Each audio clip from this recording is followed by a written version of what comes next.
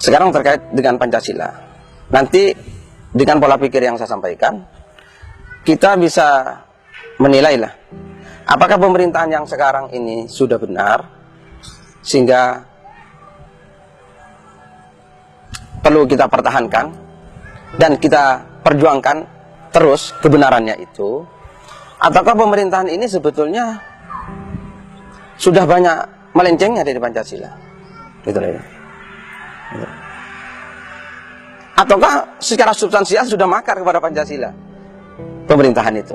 Ayo kita nilai, gitu ya. Karena kalau menurut saya begini, jadi kalau 5 dasar itu dari nomor 1 sampai nomor 5 itu disebut sebagai dasar negara, itu menurut saya itu secara sekaligus,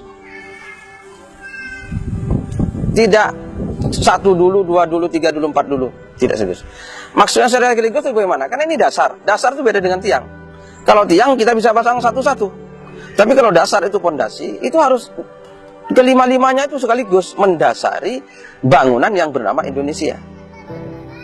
Nah sekarang misalnya, contoh ya,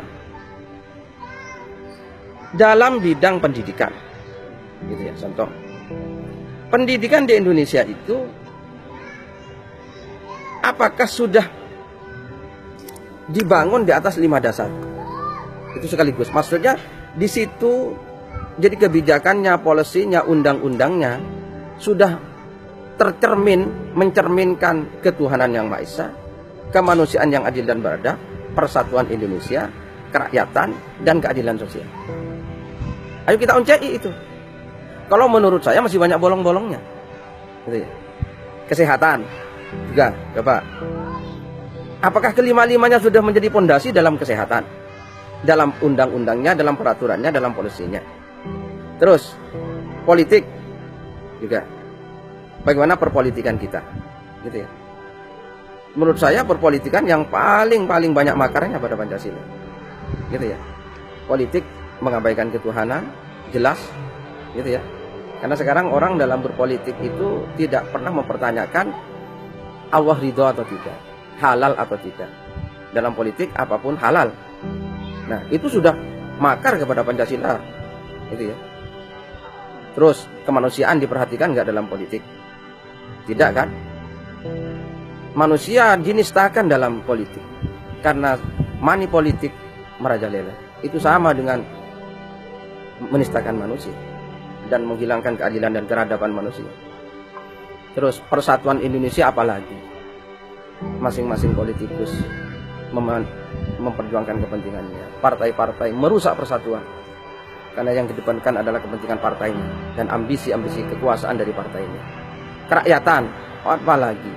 Terus perwakilan, ya, kerakyatan yang dipimpin oleh hikmah kebijaksanaan ini hampir gak ada sudah. Itu dipimpin oleh kepentingan, oleh ambisi kekuasaan, gitu. Kemudian permusyawaratan bagaimana, gitu ya. Musyawarah itu sendiri bagaimana. Terus strip perwakilan. Sekarang apa iya orang-orang yang duduk di lembaga-lembaga perwakilan itu betul-betul wakil? Itu kan juga tidak benar. Ini diliberalkan sekarang. Itu menabrak Pancasila. Yang namanya perwakilan, strip perwakilan di situ itu berarti perpolitikan itu harus menjadi representasi dari semua komponen, semua bagian yang ada di Indonesia. Sekarang lembaga perwakilan kita, sudahkah itu menjadi lembaga perwakilan dari setiap segmen, dari setiap komponen, dari setiap unsur yang ada di Indonesia? Kan tidak. Kan hampir semua itu wakil dari orang yang punya dana. Gitu. Kenapa? Karena kontestasi itu memerlukan dana, memerlukan uang, gitu ya. Akhirnya yang bisa masuk ke lembaga perwakilan adalah orang yang punya uang. Nah itu ya. Nah terus siapa yang akhirnya, kalau kita pakai segmentasi profesi misalnya, berarti dalam lembaga perwakilan itu setiap profesi itu supaya ada wakilnya di situ, gitu ya. Ada yang mewakili petani, ada yang mewakili nelayan, ada yang mewakili guru, ada yang mewakili supir-supir itu, gitu. Ada yang mewakili pedagang kaki lima, gitu. Ada yang mewakili ulama, gitu. Ada yang mewakili seniman, gitu. Itu kalau memang itu lembaga perwakilan. Nah, ada persoalan dengan perwakilan itu, keterwakilan, gitu ya. Itu tidak boleh kita lupakan. Sekarang kita bergerak kepada bukan demokrasi Pancasila, karena aspek keterwakilan tadi itu mau kita hilangkan dalam perpolitikan kita.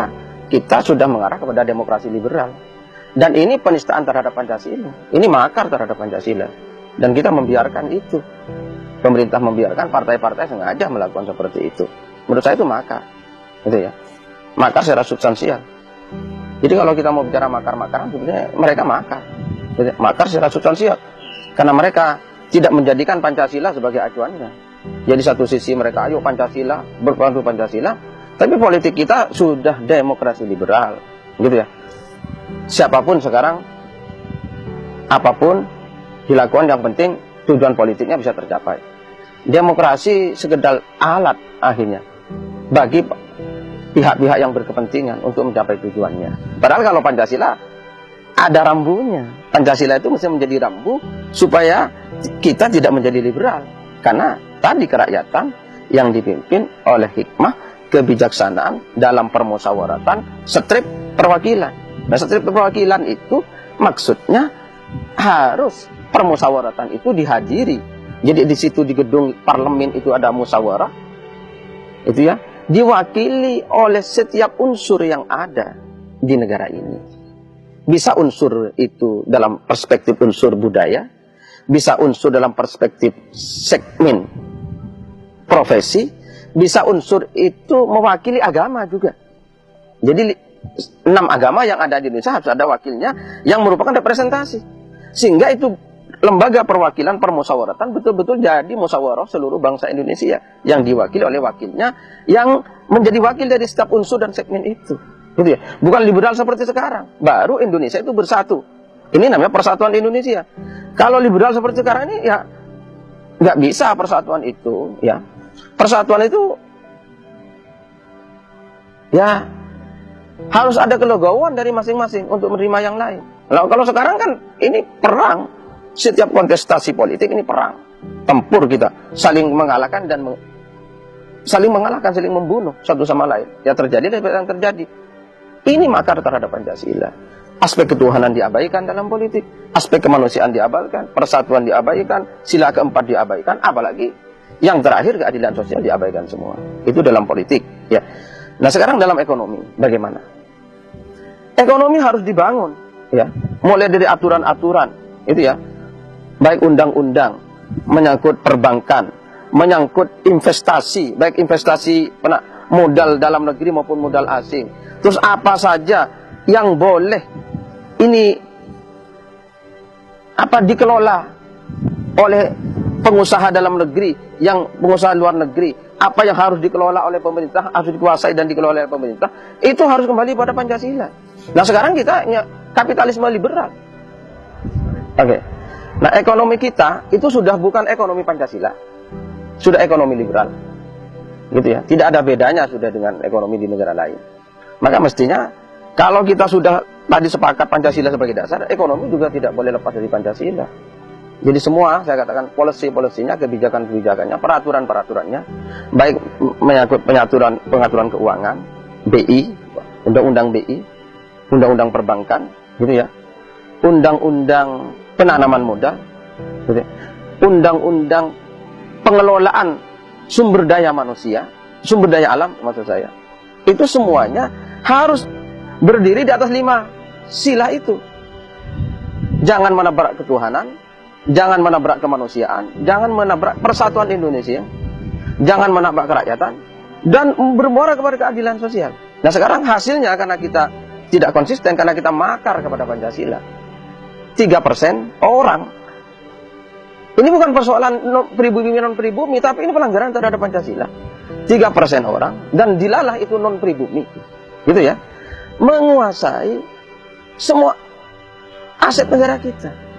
Jadi ini aset kekayaan alam diasai oleh 3% orang. Bahkan ada 1 orang konglomerat yang kekayaannya sama dengan 100 juta rakyat Indonesia. Ini sudah makar terhadap Pancasila. Dan pemerintah harus diminta bertanggung jawab dalam hal seperti ini. Kalau mereka membiarkan ini terus tanpa ada upaya-upaya perubahan yang signifikan, kita harus bilang bahwa pemerintah makar terhadap Pancasila. Gitu ya.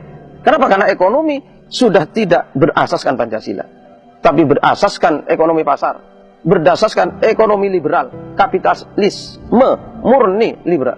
Gitu ya. Karena sudah mengabaikan itu. Nah sekarang kekayaan alam kita, investasi luar negeri dibebaskan sebebas-bebas. Oh, Pancasila tidak seperti itu. Karena 5 tadi harus diperhatikan. Keadilan sosial, gitu ya. Itu apa? Ekonomi. Nah sekarang budaya bagaimana? Sektor budaya kita. Sektor budaya kita juga sama. Dan ini semuanya juga budaya itu kan termasuk pola pikir. Nah, ya. Pola pikir kita juga sudah mana pola pikir yang Pancasila itu? Sudah sangat sedikit kan, gitu ya. Sudah sangat sedikit. Pola pikir yang berketuhanan, pola pikir yang berkemanusiaan, yang merangkum persatuan dan kerakyatan dan keadilan.